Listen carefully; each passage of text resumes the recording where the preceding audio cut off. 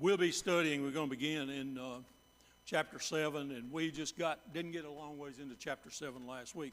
We're going to try to cover as much as we can from here on through chapter 14. But before we begin, I've asked Brother Michael to lead us in a word of prayer, so let's bow.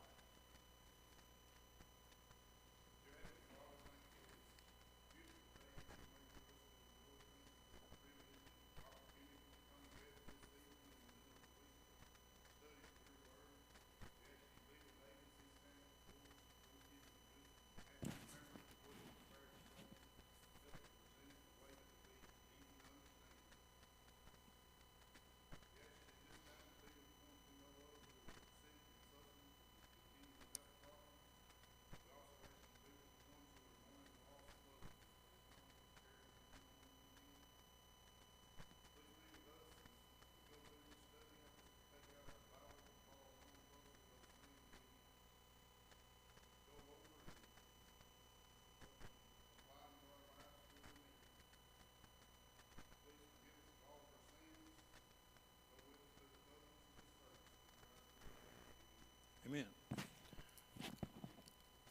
Okay, I'm going to just pick up there in verse 7 and talk about some things, and I may hit this a little lighter than I did last week. Pardon? Chapter 7, verse 7.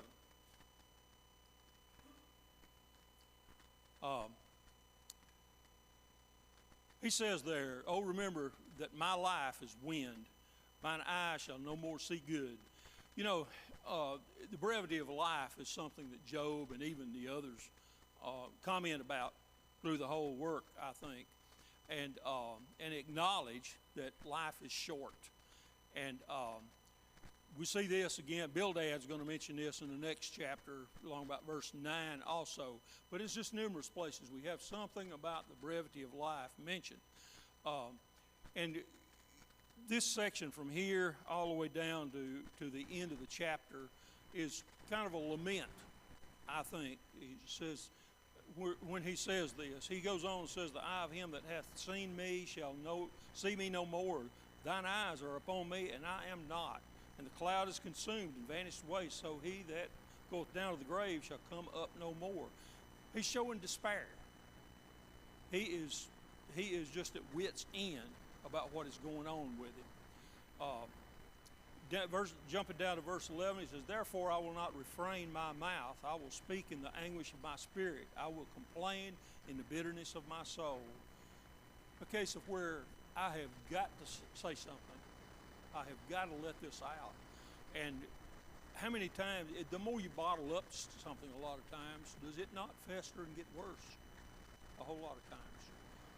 But if you can speak to somebody, talk to somebody about it, you get to feeling better about it, I guess you'd say. Verse 12, "Am I a sea," the ocean, "or a whale," big animal in the ocean, "that thou settest a watch over me"? Are you looking out for these things?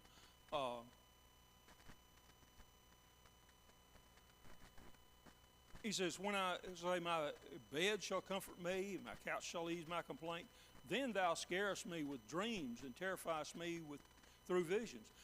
Job is blaming God for all these things that's coming on him. It's what he's doing. But he thinks God is tormenting him. It's what it amounts to. He lays down and he can't get any rest. He says, "Then thou scarest me with dreams and terrifiest me through visions." Is he talking about God, or is he talking about Eliphaz that had just spoken with this? Who was it mentioned that they had vision? And Eliphaz starts off, the first of his talk, if you will, with that idea of a vision. So I don't know. I'm not going to say one way or the other here. He's talking here, though, about God specifically. So it's leaned more toward being God that scares him with dreams and terrifies him through visions. But a lot of these dreams and visions, where do they come off? Do they not come of our own imagination? A whole lot of things. We imagine things and they torment us a whole lot of times. verse 16, he says, I loathe it. Talking about choosing strangling and death over his life in verse 15. He says, I would not live always. Let me alone, for my days are vanity. Just leave me alone. Ignore me. Forget me. He says, verse 17, what is man that thou shouldest magnify him, and that thou shouldest set thine heart upon him? The idea, I think, here is, God, why did you create man if you're going to treat him the way I feel that I've been being treated? Why would you create man to put him through such things? With that thought, to me, come up with the idea of what is in Psalms 8, again, something about how excellent is thy name. What is man that thou shouldest magnify him? We are to magnify God and not magnify man, is the point I think we should get from this. Looking at verse 19, how long wilt thou not depart from me, nor let me alone till I swallow down my spittle? What's he talking about, swallowing down his spittle? Somebody give me some idea about what he's talking about.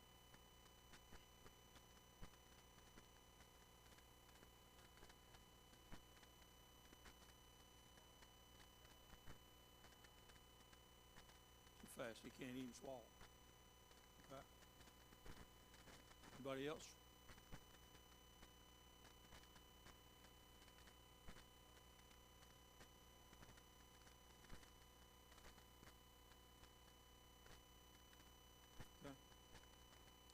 Yeah, that's kind of the thoughts that I have too. He goes on after that. Somebody read me, I've got King James here, but somebody read me verse 20 of that from New American Standard, New King James.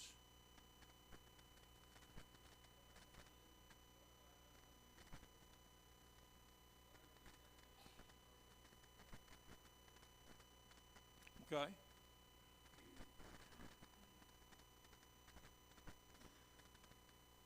Have I sinned? What shall I do unto thee?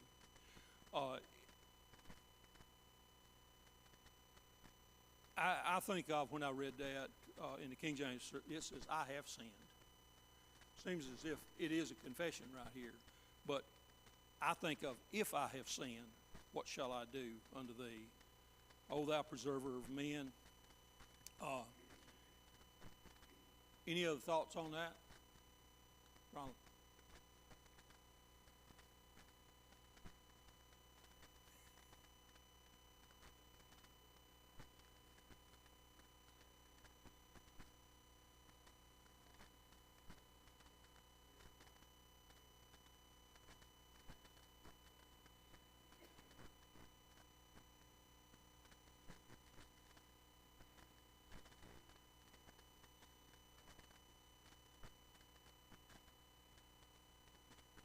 Yes, feels as if he's being punished for sins that he more than one place he expresses the thought that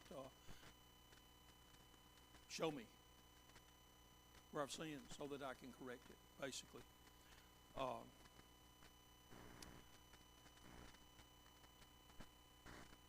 And he says, why dost thou not pardon my transgression and take away mine iniquity? For how shall I sleep in the dust? And thou shalt seek me diligently, but I shall not be. Basically, I'll be no more. Why don't you pardon my transgression if there is one? When I read this and think about it,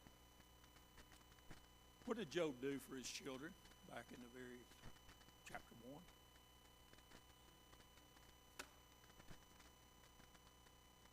Do you not think that he would probably have done the same thing for himself? I think he would have done it for himself before he done it for his children even. So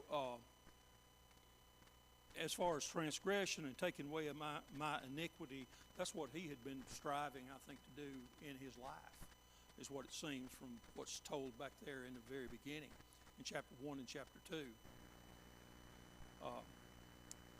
Okay. let's move on to chapter 8. Then we have Bildad, next speaker. How long wilt thou speak these things, and how long shall the words of thy mouth be like a strong wind? Back there in 7:7, he spoke of wind, more of the brevity of life, but how, Job, you're just full of hot air. You just keep blowing all the time, and you won't shut up. He says, does God pervert judgment, or does the Almighty pervert justice?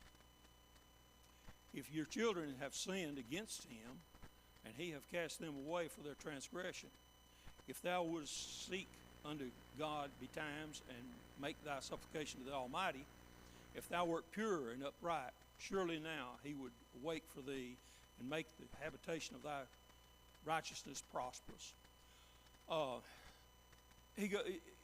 The thoughts going on through this after that verse 2 says, where it says, does God pervert judgment, and does the Almighty pervert justice? Job, you're only getting what you deserve. You've earned this, basically. Then there's a gouge at him with verse 4 about his children having sinned, implying that that's the reason for their death. But what had Job done for his children? Just mentioned a minute ago. Just in case they had sinned, he had tried to make things right with God, if you will. There in verse 5, he says, if you would seek unto God betimes and make thy supplication to the Lord, to the Almighty, he's implying that Job is not looking to God or praying to God or worshiping God, is what it seems like there.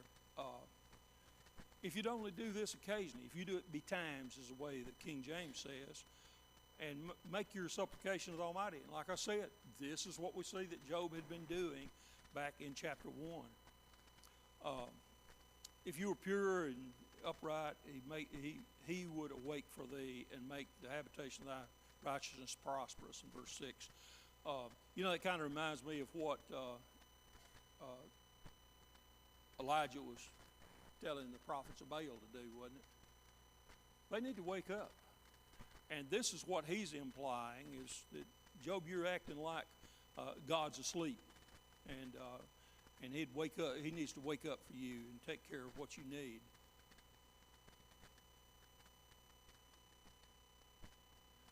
The next verse is so pointed to the latter part of the book of Job. It says, though thy beginning was small, yet thy latter end should greatly increase. Little did he know what he was saying when he said this, that what would take place. We see after God speaks and what God does for Job, and the admonition that these three get for their part in this. Verse 8, he says, inquire, I pray thee, of the former age, and prepare thyself to search of their fathers. He says, look to the past. Look to your fathers, your ancestors, way on back, if you want to know about these things, about the truth.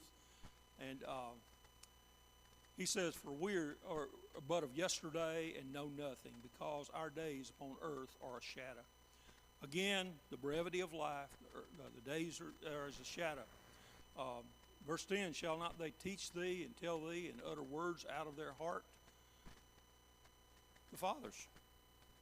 Will they not teach you and utter words, tell you and utter words out of their heart, as we see the things that they have said? Even those that are still living, it's the older ones. You need to be seeking out their wisdom, if you will.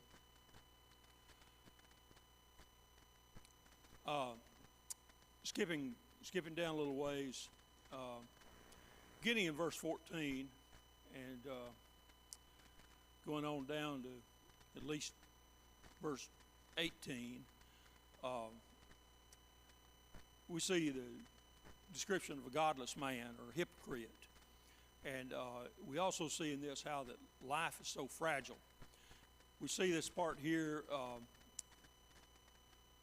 verse 14. He speaks of whose trust shall be a spider's web. he'll lean upon his house, but it shall not stand. His house is going to fall. Uh, verse 16, he's green before the sun, and his branch shooteth forth in his garden. The plant springs up. He says his roots are wrapped around the heap, and seeth the place of stones. There's no sustenance where there's rocks. You may have plants spring up. You see in Christ's parable about the seed and the sower, about some falling among stones. They spring up and then they die away quickly when the heat of the day comes, or the heat of the summer comes. So there's no, things are temporary. They lack a staying power. There's no sustenance in these things. They're fleeting.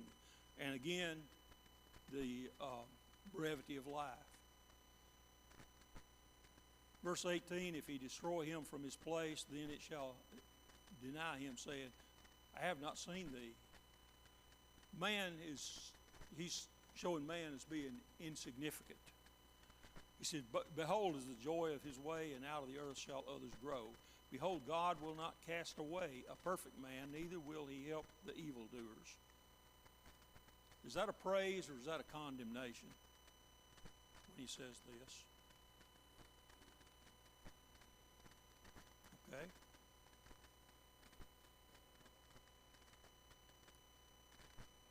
Exactly. Throwing it off on Job. And it's condemnation.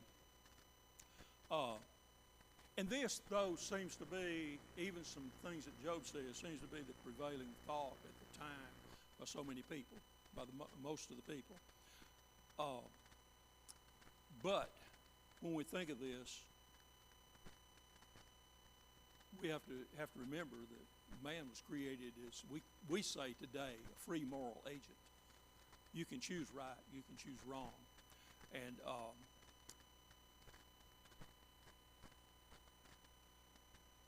in some ways, things about that's true. God will take care of a perfect man, yes, to a sense, but a man still has a choice. And the evildoers, I don't think God helps the evildoer, but he may use an evildoer in his work. We see that in some of the nations that overcame the Israelites, how that God would send people in that would overcome them and take them captive.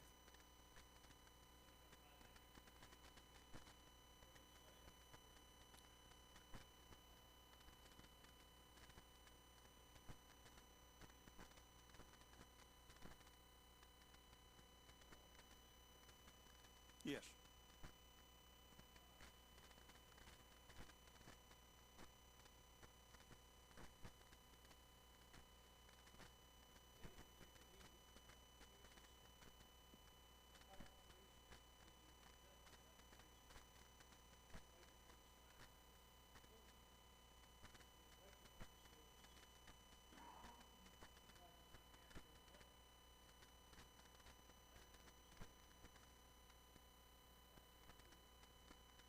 So therefore, you're a sinner. Yeah.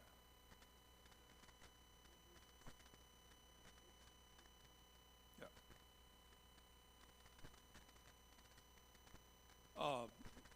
Jump on down to verse 22, and he says, they that hate thee shall be clothed with shame, and the dwelling place of the wicked shall come to naught. What do you make of that? I thought that was a pretty good statement coming from one of his detractors. They that hate thee shall be clothed with shame. I don't know that they hated Job, but everything they said to him come across in a hateful way from all three of them. Shall be clothed with shame. Again, when we get over to the last chapter, what do we see?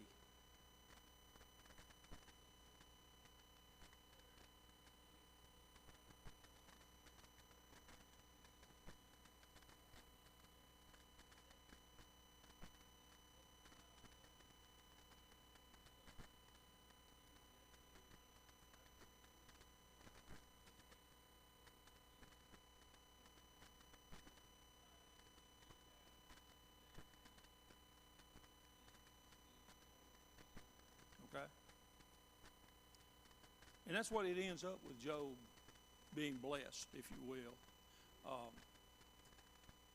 The dwelling place of the wicked shall come to naught. Is that always true? No. Not on this earth a lot of times. We see so many wicked that end up dying in their wickedness, but still, according to man's thinking, are still, what we say, blessed in our sense, not in a biblical sense. But as far as earthly goods and so on, and pleasures and so on and so forth, they've got it all.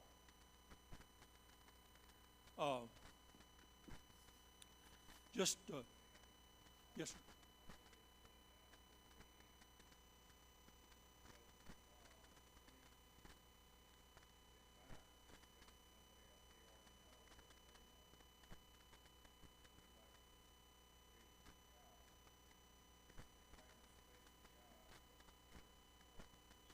Yep.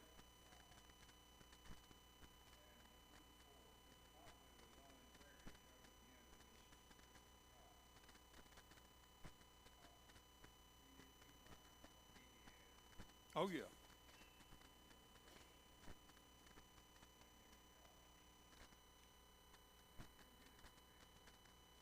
Exactly. Uh, just looking at chapter 8, and just some things that maybe we could use. Should we always trust in what we consider wise ancestors? And I said always. Should we always trust in those? No, we shouldn't.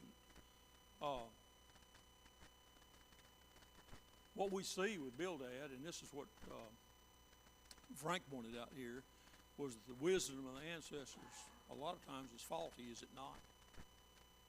How many times has science changed over the years?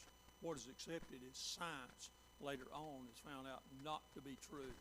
So many times, when I think of evolutionary things, they talk about they'll get this little piece of a skull and then they'll build a whole skeleton out of, in their minds and out of clay or whatever, out of a little piece of a skull, and they'll make it look so human. But they've already got in mind making it look human when they do it. And this was done a great deal many years ago. People have gotten more skeptical about things like that, I think, nowadays. But what I'm saying, the wisdom of the ancestors, what was so-called true back then, was found out to be false. What we see so much today in the religious world is how a lot of people look at prominent preachers, prominent teachers, commentators, writers on biblical matters in particular, professors in college, whether it be in a secular college or a, quote, Christian college. And then as far as that goes, even colleges, as far as that goes. All of these are men, and they are fallible. And even though they may date back a long ways, don't necessarily make them true. So what is our standard? We should have a standard to lean on, shouldn't we? And that's God's Word. That's what the standard is for us, and not these ancestors, not these old men, if you will. You have to keep in mind, though, at this time they didn't have the written Word as we do to go by. So we have to keep some of these things in perspective, I think. Chapter 9, it says, Then Job answered and said, I know it is of a truth, but how should man be just with God? If he will contend with him, he cannot answer him one of 1,000. And then when we get over to chapter 38, on up to chapter 42, that's what God does, set Job straight on this. If you contend with him, he cannot answer him one of 1,000. Job could not answer him back when God put these things to him when he gets over there. basically he's saying in this, I think, that how should man be just with God? God's not a man to argue with in court. God is going to come out the winner every time. You will be the loser if you argue with him.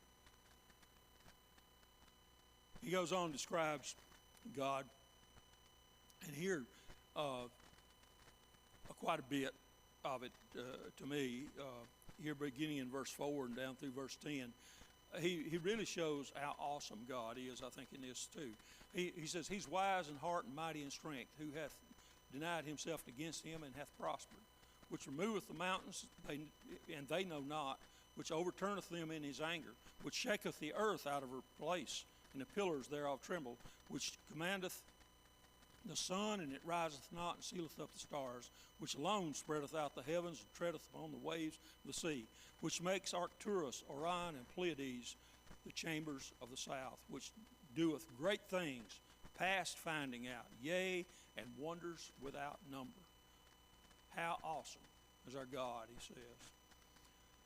You know, this God controlling the universe should be, even then, should have been considered a universal truth. And we live in a world today that's probably being denied more than any other time in history that I can think of. For our country, I'll put it that way. But God controls the universe, and he is truly awesome.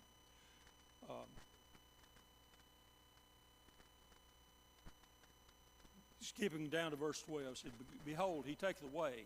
Who can hinder him? Who will say unto him, what doest thou? He said, who can question God?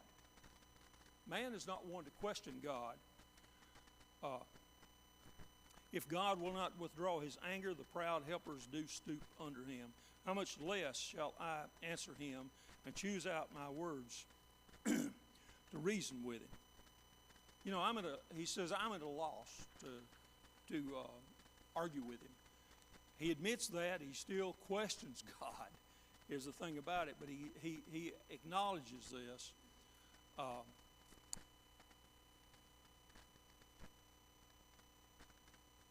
In verse 15, he's shows us that he's convinced of his own innocence. He says, whom though I were righteous, yet would I not answer, but I would make supplication to my judge.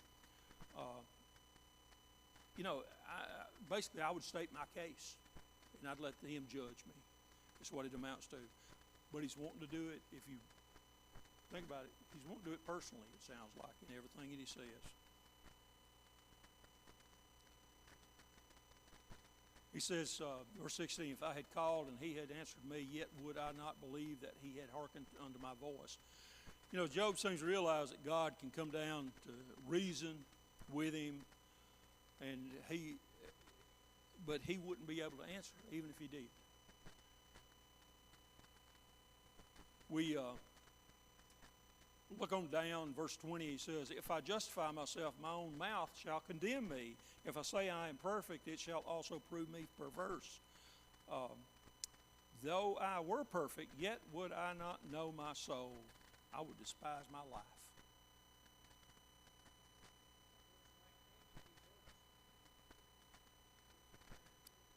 Yeah, I was going to jump back to that. And, we'll go back to 19. If I speak of strength, lo, he is strong. And if of judgment, who shall set me a time to plead? We see more than once Job asked for a mediator. This is a King James. He will set me a time to plead.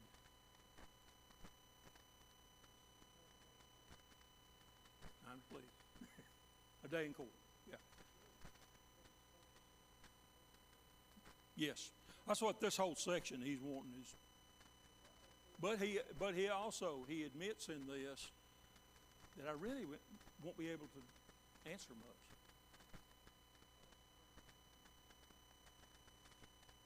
Well, he says that. He says, though I were perfect, yet would I not know my soul. I would despise my life. And verse 20, if I justify myself, my own mouth shall condemn me. If I say I am perfect, it shall also prove me perverse. The whole time, Job is in a quandary, I guess we would say. There's so many things that Job, I'll just call it, loops back on in some of these. We again get down to, in verse 25, he says, now my days are swifter than a post. What does the newer version say there? Swifter than a post. Runner. That's what a post years ago meant. Somebody that carried a message. Yeah.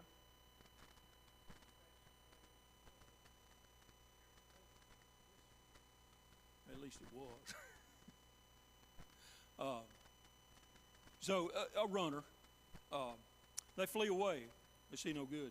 They are passed away as the swift ships, as the eagle that hasteth to the prey. When I thought of the eagle hastening to the prey, I think of, I've never seen an eagle do it, but I've seen hawks dive on a rabbit or a snake. At least those two things I have seen. And they just drop out of the sky, if you will. And so fast.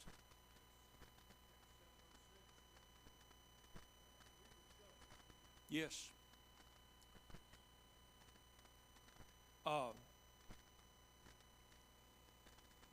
He's saying these things, these days are spent basically without hope for him. He says, if I say I will forget my complaint, I will leave off my heaviness and comfort myself. I'm afraid of all my sorrows. I know that thou wilt not hold me innocent. I'm going to be guilty for this. He says, if I be wicked, why then labor I in vain? Why am I going to the trouble if I'm wicked to contend for all this? He still, as Frank just mentioned a minute ago, he's still contending for his innocence in this. I have not done wrong to bring this on me, if it's like my friends say and like most people have understood. So it's useless to question God if that's the case. And he says, if I wash myself with snow water and make my hands never so clean, yet shalt thou plunge me in the ditch, and mine own clothes shall abhor me. I can try to cleanse myself, but I'm still found, if you will, sinful before God.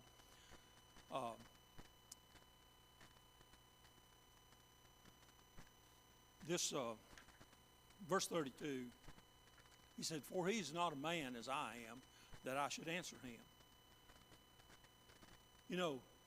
This again, we see the end of the book, and we see where Job is at a loss, basically, to answer God after God has said, they're getting in chapter 38 on to 42. He's not going to be able to answer him. He says, for he is not a man as I am, that I should answer him. I can't even begin to reason with him. That we should come together in judgment. No way I can win, even if I do go to judgment with him, he says. Don't have a mediator. And I think this is more than once that Job brings up the idea, implied or comes out and says it. King James calls him a dazed man, an umpire, a mediator. But we have one between us and God, and that's Jesus Christ. He says that he may lay his hands on both.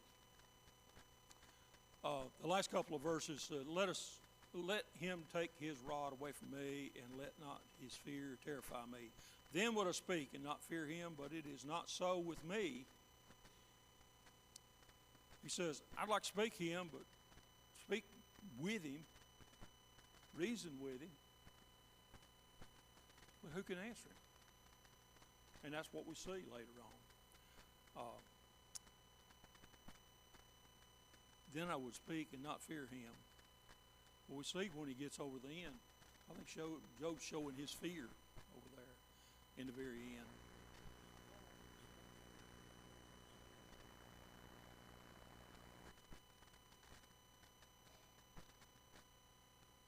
What would you say? He allowed it. He allowed Satan to do it, yes. And in that sense, yes, he would be responsible for it.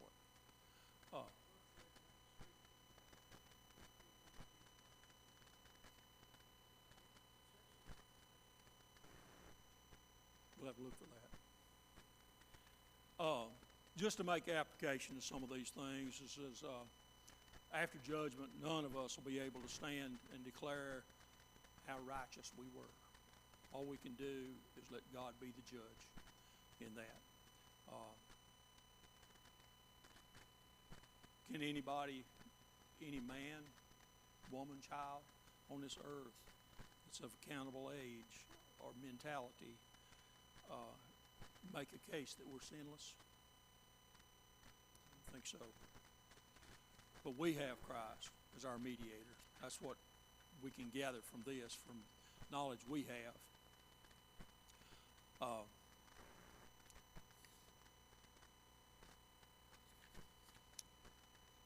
On to chapter 10. Job, in the first part, I'm weary of life. I will leave my complaint upon myself. I will speak in the bitterness of my soul. I'm tired. And still, he continues this questioning God. He says, I will say unto God, do not condemn me. Show me wherefore you contendest with me. And I think my thoughts on that is Job is just saying, how can I correct my life or myself if I'm unaware of what my transgressions are? If I'm unaware of my sins, how can I correct it?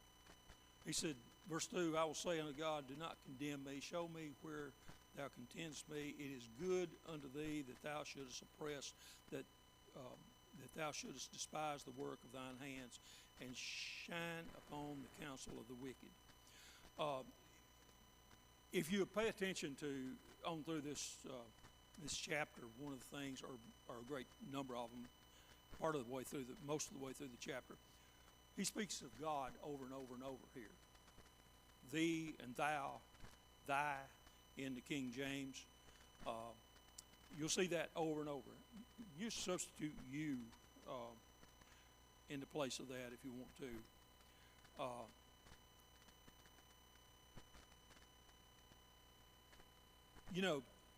When we think about this verse 3, he says that thou shouldest despise the work of thine hands and shine upon the counsel of the wicked.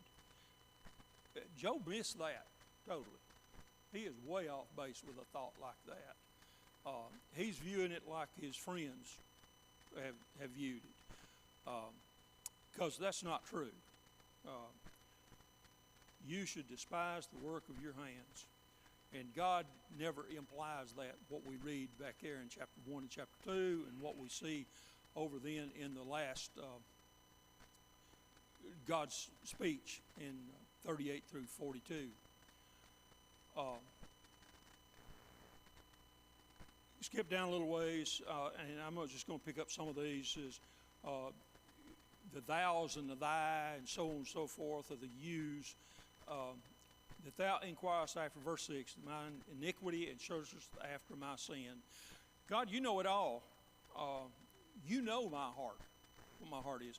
And when we look back at the first two chapters, we see that. God knew Job's heart. And Job did have a good heart. That's what we see.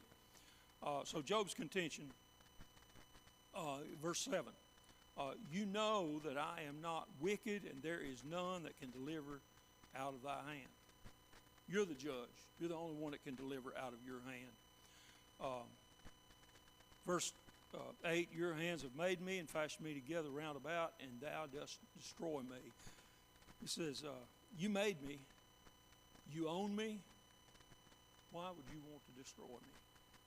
That's the way Job feels, as if God's destroying him. He's expressed this numerous ways. Verse 9, remember, I beseech you that thou hast made me as the clay, and wilt thou bring me into dust again? Hast thou not poured me out as milk, and curdled me like cheese? Thou hast clothed me with skin and flesh, and hast fenced me with bones and sinews. Thou hast granted me life and favor, and thy visitation hath preserved my spirit. We see the steadfast love of God. We see the creation of God. God making man and taking care of man. And in Job, I guess he could consider himself as his life and favor up till all of these problems fall on him.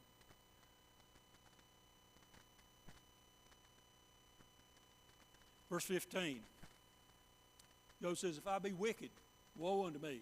If I be righteous, yet will I not lift up my head. I am full of confusion. Therefore, see thou mine affliction. For it increases. You hunt me as a fierce lion, and again you show thyself marvelous upon me. You renew my witnesses against me, and increase your indignation upon me. Changes and war are against me.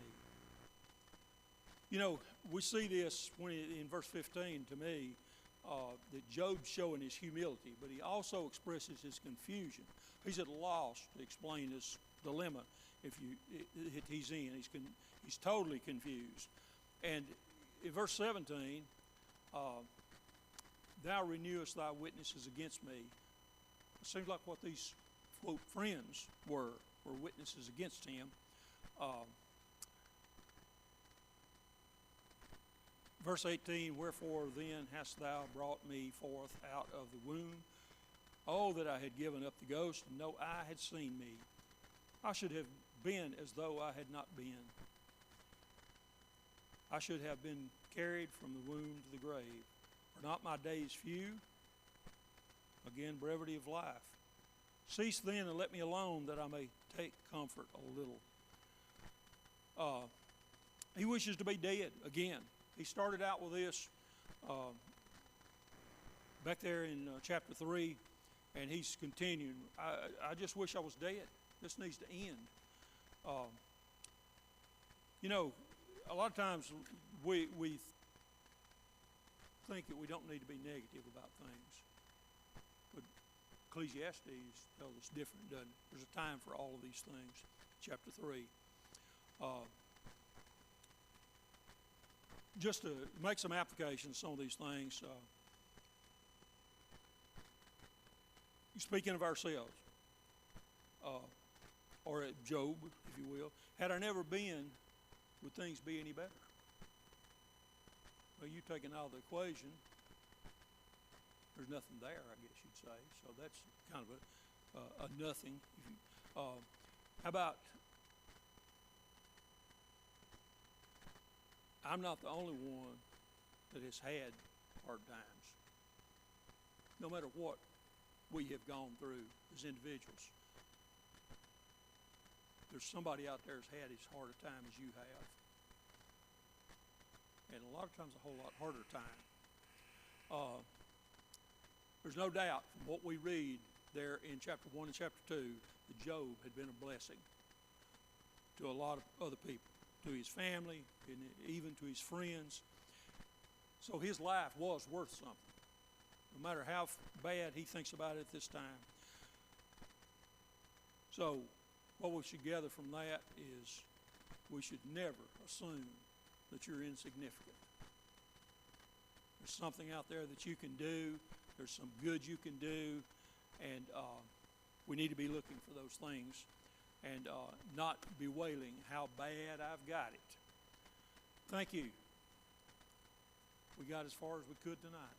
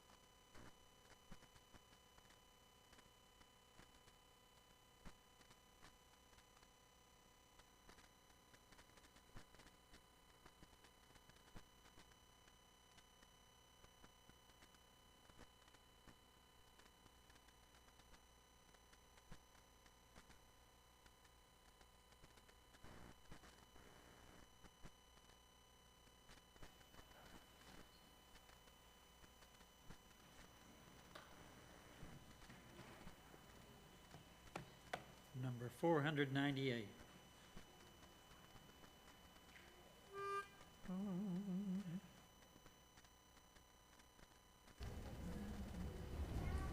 We know the promises, thine is the word, the error for the name, message man never heard. Pure was the mind of Christ, endless unseen. He the great example is and pattern for me. Where leads the way.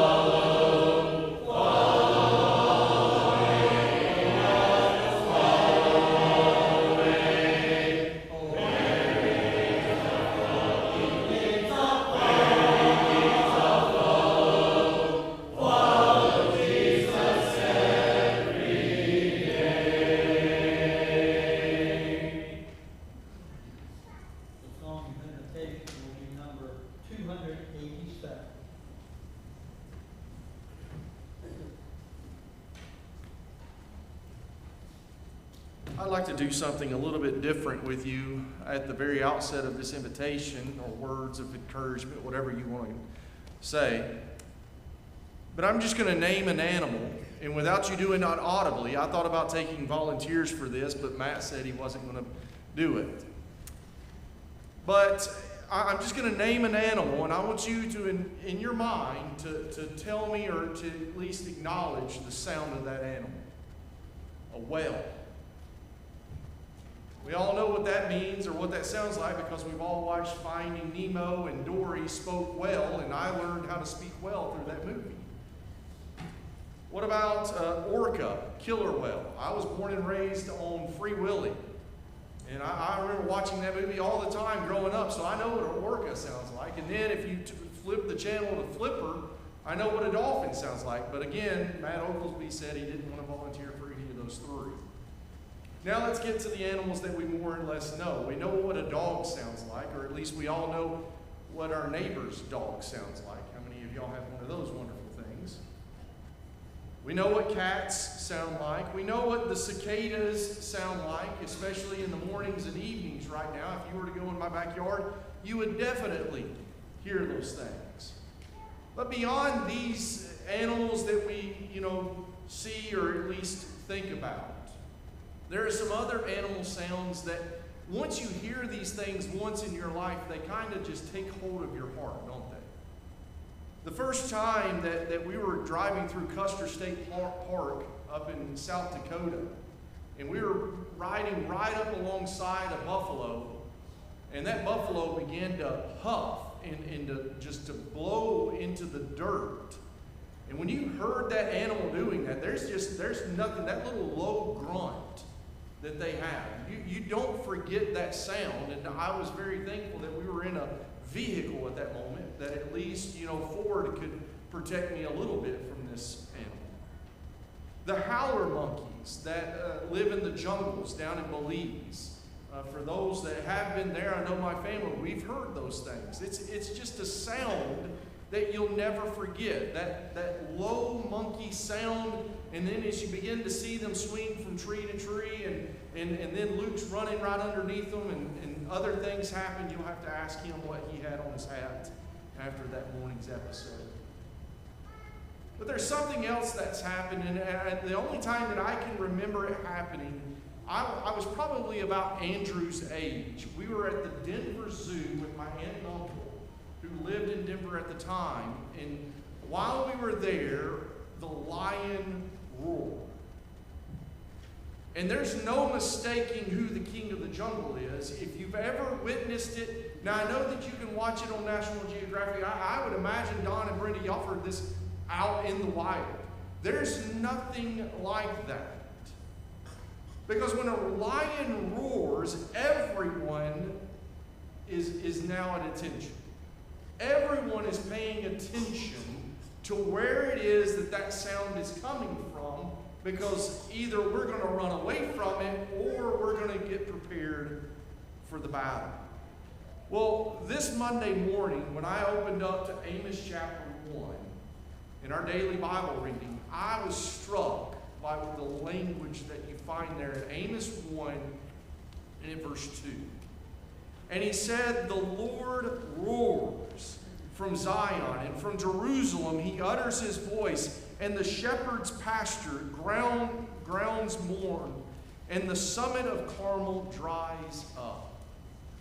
The Lord sounds forth, in the way in which the prophet describes it is as if a lion roars. Just a little bit later in Amos chapter 3, he's going to come back to this idea of a lion in chapter 3 and verse 4. Does a lion roar in the forest when he has no prey? Does a lion growl from his den unless he has captured something? And of course, the roar of the Lord here is in judgment against Israel. So that began me to think about this invitation and what I wanted to think about. And I want to think about the lion that has roared. Now, lions have been used throughout the Bible. Probably if I was to ask you what is the most famous use of lions in all of the Bible, I would imagine every one of you would say Daniel chapter 6, Daniel in the lion's den. But also in 1 Kings chapter 13 and verse 24, you'll take note there that the prophet who came to prophesy against Jeroboam disobeyed the Lord and did not do as he is commanded. And as such, as he left the older prophet's home, what did the Lord send against him to kill him? A lion. And we see other places where even in Psalm 17 and verse 12, in a metaphorical sense, David used the figure of a lion as a representative of his enemies who were eager to tear at him. But yet, if I was to ask you, what is the Bible verse that you probably know better than any other Bible verse that specifically uses the imagery of the lion? You would say 1 Peter 5 and verse 8. Be of sober spirit, be on the alert. Your adversary, the devil, prowls around like a roaring lion seeking someone to devour. We know that verse. That verse is a verse of warning that the devil is there. He is present. But there's also another lion passage that we probably need to remember even more. In Revelation chapter 5 and verse 5, there John is beginning to weep because there is no one that has been found in heaven or on earth or under the earth that is capable or worthy to open the scroll. But yet, as he begins to weep, the elders say, "No, behold, what? Stop weeping. Behold, the lion that is from the tribe of Judah, the root of David, has overcome so as to open the book and its 7 seals." So here's the invitation. Here's where everything comes together, hopefully in some fitting manner. To which of these two figures of lions do you yield your heart? In Genesis chapter 4 and verse 6, the Lord said to Cain that sin crouches at the door, but you must master it.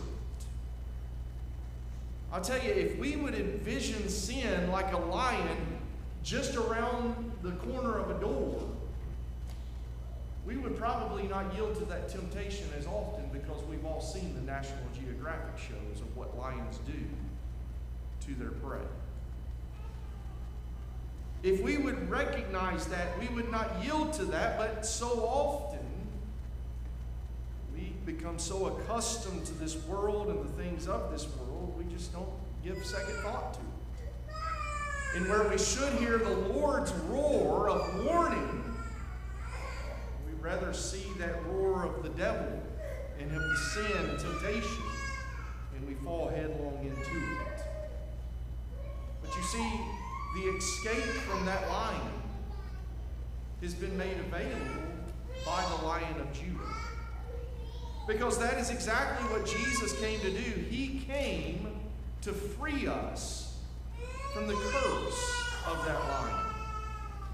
And without going too far into the context, in Isaiah chapter 11 and verse 6, there's an interesting figure that we find there. In Isaiah 11 and verse 6, don't turn, just listen to what Isaiah says here, because when you listen, it comes across as illogical to you.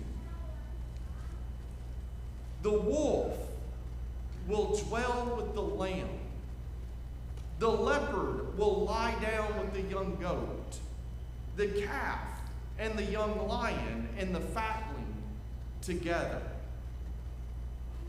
None of those things make sense, because in each of those we have the predator and the prey, and in the natural course of things, the predator eats the prey. But what God is promising and what he is prophesying here in Isaiah 11 and verse 6 is that there is coming a king who's going to disrupt and upend the things, and he's going to make it to where all can dwell in peace together.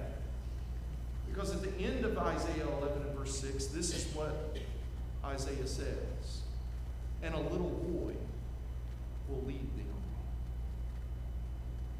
Who is that? Because if you go back to earlier in verses 1 through 5, you're going to note this is absolutely messianic. So when we open up our Bibles to Genesis 3 and verse 15, and we see that first promise regarding Jesus, and I will put enmity between you and the woman, and between your seed and her seed. He shall bruise you on the head, and you shall bruise him on the heel. Jesus came to conquer the devil, and he did such. And in doing that, he now, through his death, burial, and resurrection, offers to every single one of us salvation and freedom from the curse. So to which of these two lions do you yield your heart in life?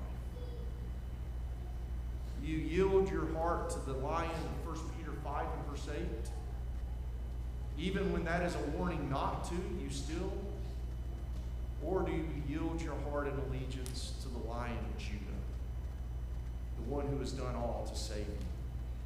If there's one here this evening that is in need of the gospel in any way, we are here to assist you. And we pray that if there's one here this evening that needs to just have the brothers and sisters pray for them on their behalf, we are here to assist you also. If you'll come now as we stand and as we sing. There's a